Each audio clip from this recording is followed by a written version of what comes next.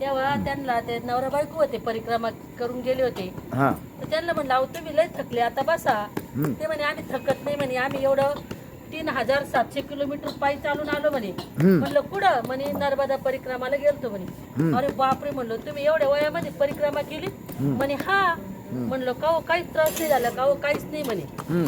झाडं झुडपं शिलपाणी लखडकोट जयंती माताचं जंगल सगळं सीतावन आम्ही सगळं पार केलं म्हणे. दोघा नवरा बायकोने आम्हाला कुठं भीती वाटली नाही काही नाही. खूप असतात म्हणे जंगली प्राणी पण मग कोणाच काही दिसलं नाही म्हणे आम्हाला. मग मी निश्चय केला का मी 100% परिक्रमाला जाणार म्हणजे जाणार. आणि दुसरीच परिक्रमाचं हे आलं. दिवाळी झाली नवरात्रामध्ये घट बसले तर माझी इच्छाच होती ना जायची. तर मला कोणी जोडी भेटत नव्हतं तर मग एक मैया भेटली. तर ती मैया म्हणे का ग येते का परिक्रमाला? आमच्या तिकडले लोक गेलेले. मी तिला कडून मिठी मारली.